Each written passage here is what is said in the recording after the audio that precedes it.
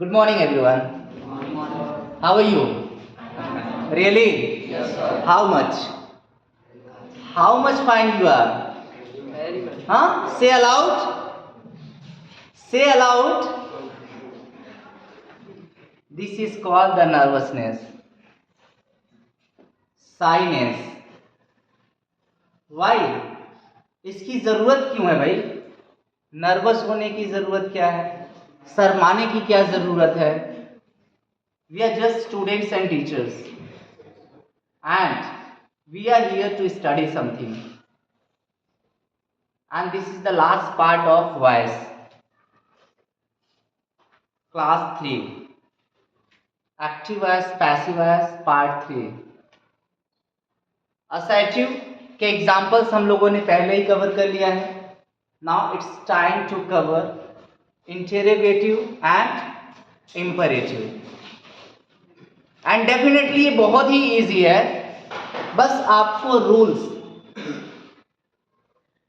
अच्छे से तैयार करने होंगे, रूल्स पे अच्छे से ध्यान देना होगा. अगर रूल्स एक बार आपने ध्यान से पढ़ लिया, समझ लिया, देन वॉइस, और वॉइस में ऐसा मत समझिए 1 नंबर 2 नंबर्स के बस क्वेश्चंस आते हैं या फिर बस इतने ही के लिए इंपॉर्टेंट है. Passive voice is really helpful in spoken. Spoken में सबसे ज़्यादा अगर किसी सेंटेंस का यूज़ होता है, किसी वॉइस का यूज़ होता है, तो वो होता है passive voice and indirect speech. Indirect speech इसके बाद का हमारा टॉपिक होगा, लेकिन अभी वॉइस जिसका लास्ट पार्ट हम स्टार्ट करने जा रहे हैं. Now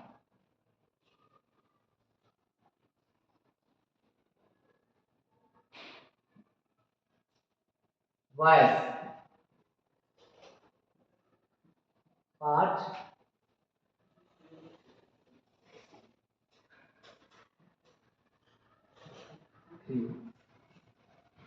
only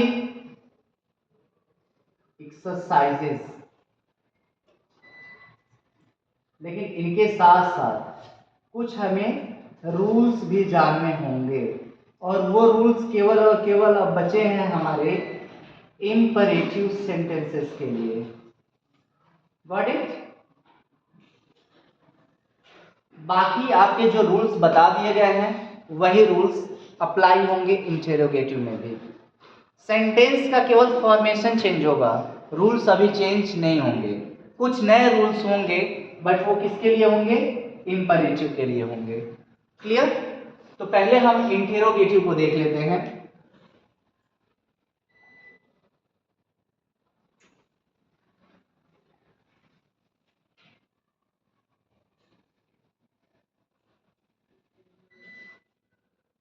interrogative sentences, sorry, interrogative sentences. इसमें कुछ एग्जांपल्स देखते हैं. Like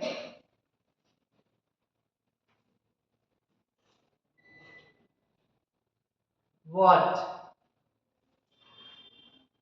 are you doing? What are you doing today? Suppose this is one example. What are you doing today? और आपको कहा जा रहा है change the sentence into passive voice. तो फर्स्ट ऑफ ऑल सबसे पहले जो हमें नोटिस करना है वो करना है वर्ब को. वर्ब को क्यों फाइंड आउट करना है? क्योंकि उससे मिलेगा हमें ऑब्जेक्ट. क्योंकि ऑब्जेक्ट के बिना तो हम पैसिव वॉइस बना भी नहीं सकते. तो सबसे पहले देखिए इसमें वर्ब क्या है. वर्ब क्या है भाई? डूइंग. कैसे ऑब्जेक्ट को फाइंड आउट करेंगे? इस वर्ब से दो क्वेश्चन करके. पहला क्वेश्चन व्हाट और दूसरा क्वेश्चन. इन दोनों क्वेश्चन में से किसी का भी अगर आंसर मिला तो ऑब्जेक्ट है. अगर किसी को प्रॉब्लम है तो बाहर जा सकता है. किसी का भी आंसर मिला तो ऑब्जेक्ट है. एक भी मिल सकता है, दो भी मिल सकता है. बट अगर आंसर नहीं मिला मतलब ये जो वर्ब है ये इंट्रांजिटिव है, और इंट्रांजिटिव है तो उसकी पैसिव वॉइस नहीं बनेगी. क्लियर? जैसे कि अगर इससे क्वेश्चन करते हैं डूइंग से, डूइंग, डूइंग का मतलब कर रहे हैं, डूइंग का मतलब कर रहे हैं। व्हाट, क्या कर रहे हैं भाई? Any answer? Did you get it in the sentence? इसका कोई आंसर मिला? नहीं। whom, किसको? नॉट फाउंड, दोनों क्वेश्चन का आंसर नहीं मिला। It means the verb is intransitive, और जब अब ये इंट्रांजिटिव हो गया तो इसकी पैसिव वॉइस नहीं बनेगी। क्यों हम ये बताए हैं? क्योंकि ये बहुत ही जानना जरूरी है कि पैसिव वॉइस में बनाना किसका है। हर सेंटेंस को आप चेंज करने की कोशिश नहीं कर सकते, क्योंकि रिजल्ट उसका 100% गलत ही आएगा। जो चेंज होने वाले सेंटेंसेस हैं, चेंज केवल उन्हीं को करना है, इंट्रांजिटिव को नहीं। नेक्स्ट एग्जांपल देखते हैं।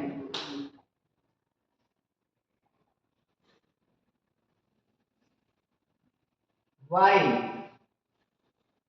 did you scold her? Next question is, why did you scold her? क्या मतलब हुआ इसका? हाँ, तुमने उसे क्यों डांटा या क्यों फटकार लगाई? ये क्वेश्चन है। तो सबसे पहले हमें फाइंड आउट करना है वर्ब। क्या फाइंड आउट करना है? क्योंकि वर्ब से हमें क्या मिलेगा? ऑब्जेक्ट मिलेगा। लेकिन वर्ब से कितने क्वेश्चन करने हैं? 2 क्वेश्चन करने हैं, व्हाट का और whom का। क्या करने के लिए भाई? ये क्वेश्चन क्यों करेंगे? To find the object. करिए भाई। स्कॉल्ड, स्कॉल्ड का मतलब डांटा। व्हाट, क्या डांटा? Not found. बट whom, किसे डांटा? उसे डांटा। यहां ये ऑब्जेक्ट मिल गया कि नहीं मिल गया? मिल गया। नाउ टेल मी, ये ऑब्जेक्ट कौन सा टाइप है? डायरेक्ट ऑब्जेक्ट है या इनडायरेक्ट ऑब्जेक्ट है? इनडायरेक्ट ऑब्जेक्ट है। क्लियर? नाउ अब इसको जब पैसिव वॉइस बनाएंगे तो सबसे पहले आपको पता है ना, रूल्स के अकॉर्डिंग ऑब्जेक्ट को बनाते हैं सब्जेक्ट, सब्जेक्ट को बनाते हैं नया वाला ऑब्जेक्ट, और सब्जेक्ट को ऑब्जेक्ट बनाने से पहले लगा देते हैं बाय। एक्टिव वॉइस में हेल्पिंग वर्ब हो या ना हो, पैसिव वॉइस में गारंटी हेल्पिंग वर्ब होगा। उससे भी बड़ी बात, इंटेरोगेटिव अगर सेंटेंसेस हैं तो उसमें तो हेल्पिंग वर्ब एक्टिव वॉइस में भी कंपलसरी है। उसके बिना तो इंटेरोगेटिव सेंटेंसेस लिखे ही नहीं जा सकते। तो इसमें तो हमारे पास ऑलरेडी हेल्पिंग वर्ब्स होंगे, लेकिन पैसिव वॉइस में आपको पता है हेल्पिंग वर्ब्स चेंज हो जाते हैं, और आपको बताया भी जा चुका है पहले और दूसरे पार्ट में कि कैसे चेंज होते हैं और किस में चेंज होते हैं। पैसिव वॉइस में आप ये भी जानते हैं कि हमेशा ही वर्ब की थर्ड फॉर्म ही यूज होती है, लेकिन एक्टिव वॉइस में ये डिफरेंट हो सकता है। फर्स्ट फॉर्म भी कहीं हो सकता है, आईएनजी फॉर्म भी हो सकता है, थर्ड फॉर्म भी हो सकता है, सेकंड फॉर्म भी हो सकता है, लेकिन पैसिव में the only form of verb is used and that is the third form of verb. Now इसका तो आंसर हमें नहीं मिला, लेकिन इसका आंसर मिल गया। बट इसको देखिए, अगर एक्टिव वॉइस को, इस एक्टिव वॉइस वाले सेंटेंस को देखिए तो ये है इंटेरोगेटिव में। इंटेरोगेटिव में होने का सबसे बड़ा आइडेंटिफिकेशन है लास्ट में क्वेश्चन मार्क, लास्ट में क्वेश्चन मार्क, और दूसरा क्या है? Starting word question word. उससे भी ज्यादा बड़ा एग्जांपल, सब्जेक्ट से पहले हेल्पिंग वर्ब का यूज होना। ये सब फैक्ट्स बताते हैं कि सेंटेंस इंटेरोगेटिव में है। इंटेरोगेटिव में है तो फॉर्मेशन इंट्रोगेटिव का ही होगा। अगर क्वेश्चन वर्ड पहले है तो क्वेश्चन वर्ड होगा, हेल्पिंग वर्ब पहले है तो हेल्पिंग वर्ब होगा। सब्जेक्ट का पोजीशन जहां पर है, पैसिव वॉइस में भी सब्जेक्ट का पोजीशन वहीं पर होगा, लेकिन उस सब्जेक्ट को हम रिप्लेस कर देंगे ऑब्जेक्ट से। क्लियर? तो सबसे पहले वाई है तो हम लिखते हैं वाई, उसके बाद डिड। आपको बताए थे डिड प्लस वर्ब की फर्स्ट फॉर्म अगर आ जाती है तो पैसिव वॉइस चेंज करते समय वाज या वर प्लस वर्ब की थर्ड फॉर्म। यहां देख लीजिए ध्यान से, अगर डिड प्लस वर्ब की first form change into was were plus verb की थर्ड फॉर्म। बट ये डिसाइड होता वाज वर नए वाले सब्जेक्ट के अकॉर्डिंग कि सब्जेक्ट सिंगुलर है कि प्लूरल है या फिर आई है। आई को मैंने किसी में नहीं रखा, सिंगुलर एंड प्लूरल में। वाई? क्योंकि आई प्रेजेंट में प्लूरल की तरह काम करता है, पास्ट में सिंगुलर की तरह। इसीलिए आपने एग्जाम्पल देखे होंगे आई के साथ इज और आर नहीं एम लगता है, क्योंकि इसका जो नंबर है वो डिसाइडेड नहीं है। अलग अलग टेंसेस में अलग अलग तरीके से यूज होता है, इसलिए आई के लिए अलग रूल बनाया जाता है। तो आई और सिंगुलर के लिए क्या लगता है? Helping verb was. बट बाकी सभी प्लूरल के लिए वर लगते हैं। क्लियर? तो यहां पर आपका जो नया वाला क्या होना है? सब्जेक्ट बनाना है, ऑब्जेक्ट को सब्जेक्ट बनाना है। ऑब्जेक्ट क्या है? हैज। इसका सब्जेक्टिव फॉर्म क्या होगा? सी। सब्जेक्टिव फॉर्म क्या होगा? सब्जेक्ट की जगह रखेंगे सी लिखेंगे ना। अब सी सिंगुलर है कि प्लूरल है? सिंगुलर है। सिंगुलर है तो वाज और वर में से क्या लगेगा? वाज। यानी question word plus helping verb, कितना हो गया? अब सब्जेक्ट की जगह ऑब्जेक्ट को क्या करना है? रखना है। यानी जहां यू लगाए थे वहां क्या लगा दोगे? सी। उसके बाद वर्ब है तो वर्ब का ही प्लेस आता है, बट यहां पर वर्ब की फॉर्म क्या हो जाएगी? चेंज हो जाएगी। क्या हो जाएगा भाई? वर्ब की थर्ड फॉर्म, यानी scolded. Why was she scalded? बचा क्या केवल? यू ना, तो बाई यू। और लास्ट में उसमें क्वेश्चन मार्क है तो इसमें भी लास्ट में question mark. Got it? Any problem? Really कर लोगे ना? चलिए दूसरे एग्जाम्पल की तरफ बढ़ते हैं।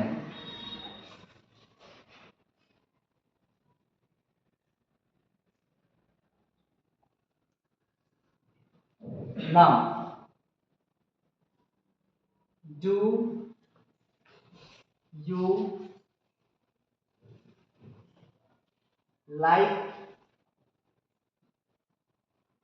you like your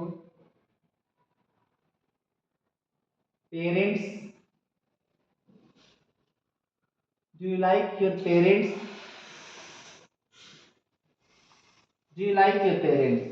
बस इतना ही रहना है। Do you like your parents? अब क्वेश्चन तो ऐसा है कि आंसर यही होगा। ये भी पूछने वाली बात है, पेरेंट्स कैसे भी हों पेरेंट्स हैं। इसमें लाइक क्या? हम तो लव करते हैं, लाइक तो बहुत छोटी बात हो गई। क्लियर? तो do you like your parents, ये क्वेश्चन है। अब यहाँ पर हमें इसको पैसिव वॉइस में चेंज करना है, तो सबसे पहले हमें क्या देखना है? वर्ब। वर्ब क्या है यहाँ पर? लाइक। क्यों वर्ब को हम पहले देखते हैं भाई? क्योंकि इसी से हमें मिलेगा ऑब्जेक्ट, और वो ऑब्जेक्ट कैसे मिलेगा? इससे क्वेश्चन करके। और वो क्वेश्चन क्या क्या होंगे? व्हाट और whom का। इन दोनों का आंसर मिल भी सकता है और नहीं भी मिल सकता है। क्लियर? देख लेते हैं मिलता है कि नहीं। डू यू लाइक, पसंद करते हो, यानी पसंद करना करते हो। व्हाट, क्या पसंद करते हो? तो नहीं पता। किसे पसंद करते हो? तो योर पेरेंट्स। ये मिल गया ऑब्जेक्ट ना। ये क्या मिल गया? डायरेक्ट ऑब्जेक्ट है कि इनडायरेक्ट ऑब्जेक्ट है? इनडायरेक्ट ऑब्जेक्ट है, क्योंकि ये आंसर किसका है? whom का। और whom का जो आंसर मिलता है वो इनडायरेक्ट ऑब्जेक्ट होता है, और जो what का आंसर मिलता है वो डायरेक्ट ऑब्जेक्ट होता है। ऑब्जेक्ट होना चाहिए, चाहे वो डायरेक्ट हो या इनडायरेक्ट हो। पैसिव वॉइस बनाने के लिए ऑब्जेक्ट का होना जरूरी है, वही कंपलसरी है। अब इसको जब बनाएंगे पैसिव वॉइस में, तो हेल्पिंग वर्ब है तो हेल्पिंग वर्ब से ही स्टार्ट करेंगे। यहाँ हेल्पिंग वर्ब डू है, और मैंने आपको रूल्स बताया है, अगर डू हो या डज हो और उसके साथ वर्ब की फर्स्ट फॉर्म हो, तो चेंज करने के लिए इज, एम, आर और प्लस वर्ब की थर्ड फॉर्म, इसी में चेंज करेंगे ना। लेकिन ये नए वाले सब्जेक्ट के अकॉर्डिंग हेल्पिंग वर्ब लगेगी, तो नया वाला सब्जेक्ट क्या होने वाला है? Your parents. Your parents singular है कि प्लूरल है? हाँ, पेरेंट्स कभी सिंगुलर नहीं होते हैं अगर यस लगा है तो। मम्मी और पापा प्लूरल होते हैं। केवल पेरेंट अगर कह रहे हो केवल और केवल पेरेंट कह रहे हो, it means you are talking about a single body, या तो मम्मी है या तो पापा है। पेरेंट्स लग जाने का मतलब क्या हो गया, प्लूरल, क्योंकि वहां दो लोग मिल करके होते हैं। तो यहां पर प्लूरल है योर पेरेंट्स। तो योर पेरेंट्स के लिए आपको इज एम आर में से हेल्पिंग वर्ब क्या लगानी है, हाँ टेल मी, हाँ आर, चलो आर। आगे बताइए, आगे क्या होगा, यहां क्या लिखा है, हाँ क्या लिखा है, यू लिखा है, सब्जेक्ट लिखा है, मुझे सब्जेक्ट दिख रहा है, वो क्या होगा, रिप्लेस होगा ना। किसके अकॉर्डिंग रिप्लेस होगा, किससे रिप्लेस होगा, हाँ ऑब्जेक्ट। ऑब्जेक्ट क्या है, योर पेरेंट्स, तो वहां पर योर पेरेंट्स लिख दीजिए।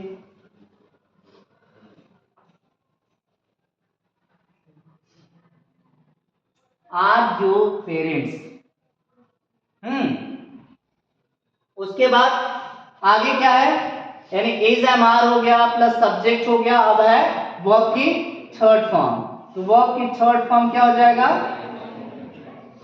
लाइक्ड, यानी आज योर पेरेंट्स लाइक्ड, क्लियर। उसके बाद बाय, उसके बाद यू, और लास्ट में क्वेश्चन। क्या ये सेंटेंस करेक्ट है, tell me, this is a question for you. क्या ये सेंटेंस करेक्ट है, are your parents liked by you. मैंने बताया पेरेंट्स हमेशा क्या होता है, हाँ प्लूरल होता है। पेरेंट्स हमेशा क्या होते हैं, प्लूरल होते हैं। प्लूरल होते हैं तो हेल्पिंग वर्ब भी प्लूरल वाले ही क्या करनी है, लगानी है। Possessive form, possessive form, possessive form क्या होता है आपको बताए थे, पर्सन के ही पॉसेसिव फॉर्म होते हैं। फर्स्ट पर्सन में क्या आते हैं, आई एंड वी। उसके पॉसेसिव फॉर्म क्या होते हैं, पॉसेसिव आई का माई भी होता है और माइंड भी होता है। वी का पॉसेसिव आवर भी होता है, आवर्स भी होता है। उसी तरीके से सेकंड पर्सन में क्या आते हैं, यू, उसका पॉसेसिव योर भी होता है एंड योर्स भी होता है। और लास्ट में आते हैं ही, सी, इट एंड दे, यानी थर्ड पर्सन। इनके पॉसेसिव आपको पता है, ही का पॉसेसिव हिज होता है, सी का पॉसेसिव हर एंड हर्स दोनों होता है, इट का पॉसेसिव इट्स होता है, दे का पॉसेसिव दियर एंड दियर्स होता है। और नेम्स के अकॉर्डिंग, नेम लड़का का है या लड़की का है, उसके अकॉर्डिंग पॉसेसिव उनके डिसाइड होते हैं। जब भी पॉसेसिव लग जाएगा तो उसके बाद भी हम देखेंगे कि पॉसेसिव के साथ जो नाउन जुड़ा है वो सिंगुलर है या फिर प्लूरल है। क्लियर, तो देखते हैं, ये है आपका पॉसेसिव, ये पॉसेसिव और उसके साथ जुड़ा है नाउन। तो नाउन यहाँ सिंगुलर है कि प्लूरल है, हाँ प्लूरल। तो वर्ब कौन सी लगेगी, हेल्पिंग वर्ब प्लूरल वाली। अगर यहाँ पर केवल पेरेंट्स होता है, ब्रदर होता है या सिस्टर होता, तो आपको पता है यू हमेशा ही कंसीडर किया जाता है प्लूरल, लेकिन योर को हम प्लूरल नहीं कंसीडर करते हैं क्योंकि ये पॉसेसिव है। इसके साथ जुड़ा हुआ नाउन हमें बताता है कि ये सिंगुलर है या प्लूरल है। अगर सिंगुलर नाउन जुड़ा है तो सिंगुलर है, प्लूरल नाउन जुड़ा है तो प्लूरल है। गॉट इट, लास्ट में क्वेश्चन मार्क। इतना समझ में आया तो इंपरेटिव की तरफ बढ़े। एनी क्वेश्चन,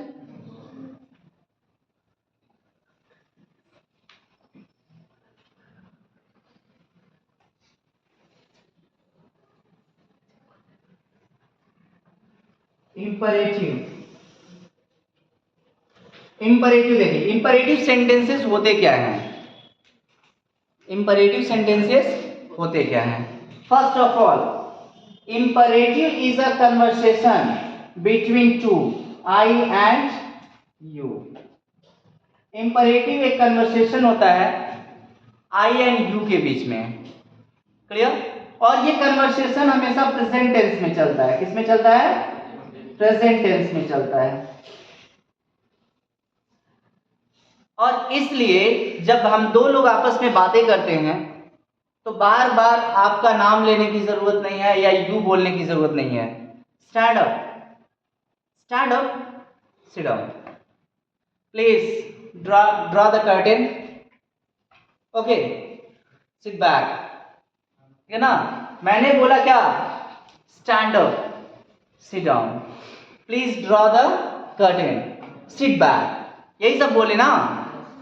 आप ध्यान से अगर सेंटेंसेस को सुने होंगे या समझे होंगे तो देखे होंगे इसमें हमने कहीं सब्जेक्ट का इस्तेमाल नहीं किया, डायरेक्ट मैंने फाइनाइट वर्ब से स्टार्ट किया। फाइनाइट वर्ब क्या होते हैं? वही मेन वर्ब होते हैं, ऐसे वर्ब जिसके फॉर्म चेंज होते रहते हैं। नाउ इंपरेटिव सेंटेंसेस हमेशा किससे स्टार्ट होते हैं? फाइनाइट वर्ब से। किससे स्टार्ट होते हैं? ये आपको ध्यान रखना होगा। सब्जेक्ट से कभी नहीं स्टार्ट होते हैं, ये स्टार्ट होते हैं फाइनाइट वर्ब से। Clear? Imperative sentences finite verb से स्टार्ट हो रहे हैं। अब फाइनाइट वर्ब से स्टार्ट हो रहे हैं तो इनका पैसिव वॉइस बनाना बहुत ही आसान है। आपको पता है इंपरेटिव सेंटेंसेस में क्या होते हैं? या तो ऑर्डर होते हैं कि नहीं होते हैं, या रिक्वेस्ट होते हैं, या फिर क्या होते हैं? कमांड होते हैं, या सजेशन होते हैं, या क्या होते हैं? Tell me. एडवाइस होता है। क्लियर? यही सब होते हैं ना इंपरेटिव सेंटेंसेस में। इंपरेटिव सेंटेंसेस में हमें ऑर्डर मिलते हैं, कमांड मिलते हैं, रिक्वेस्ट किया जाता है, एडवाइस दिया जाता है, सजेशन दिया जाता है। क्लियर? यही सब चीजें होती हैं। अब इसी के अकॉर्डिंग पैसिव वॉइस बनाने के लिए कोई भी सेंटेंस है इंपरेटिव का, केवल लेट वाले कंडीशन को छोड़ करके, नॉर्मल कोई भी इंपरेटिव सेंटेंस है, कुछ मत करो। पैसिव वॉइस बनाने के लिए यू आर, इसके बाद टोन के अकॉर्डिंग ऑर्डर्ड कर दीजिए या रिक्वेस्टेड कर दीजिए, क्लियर, या एडवाइज्ड कर दीजिए। यानी जैसा टोन है वैसा यहां वर्ड यूज कर दीजिए। क्लियर? और उसके बाद टू लगा करके rest of the sentence to लगा करके लिख दीजिए। रिक्वेस्टेड कब होगा? जब इंपरेटिव सेंटेंसेस प्लीज से स्टार्ट होंगे या उसमें प्लीज वर्ड आ जाएंगे। यानी एक्टिव वॉइस में आया हुआ please word, sir, madam, please, kindly, ऐसे अगर वर्ड्स आते हैं एक्टिव वॉइस में तो पैसिव वॉइस बनाते समय इसको किस में चेंज कर देते हैं? रिक्वेस्टेड में चेंज कर देते हैं। और उस एक्टिव वॉइस में आए हुए इन वर्ड को हटा करके बाकी सभी वर्ड्स को वैसे ही टू लगा करके जोड़ देते हैं। मुझे लगता था कि ये आखिरी क्लास होगा, लेकिन अभी भी कम पड़ गया। और उसका रीजन ये है कि आपको पढ़ाया जा रहा है तो यहाँ पर इसलिए नहीं कि आना है, लेक्चर देना है, एक मैंने प्लान बनाया, उस प्लान को बस रटाया है, यहाँ पर कॉपी पेस्ट करना है, भेज देना है। ये जेन्युइन रेगुलर क्लास है। और जब क्लास है तो यहाँ पर डाउट्स भी होंगे, एक एक पहलू पे हम बात भी करेंगे, तो टाइम टेकिंग होता है। मेरा मानना है स्लो पढ़िए, बट जो भी पढ़िए एक्यूरेट पढ़िए और अच्छे से पढ़िए। और इसीलिए कहा जाता है, रतन टाटा ने कहा था, slow success builds character and fast success builds ego. इसलिए स्लो ही रहिए बट कायदे में रहिए और अच्छे तरीके से नॉलेज पाते रहिए। क्लियर? तो आज के लिए बस इतना ही, इसके आगे हम नहीं बता सकते क्योंकि आपका टाइम अप हो गया है। ठीक, एंड नेक्स्ट क्लास में मिलते हैं इसके फाइनल वीडियो के साथ। Have a good day.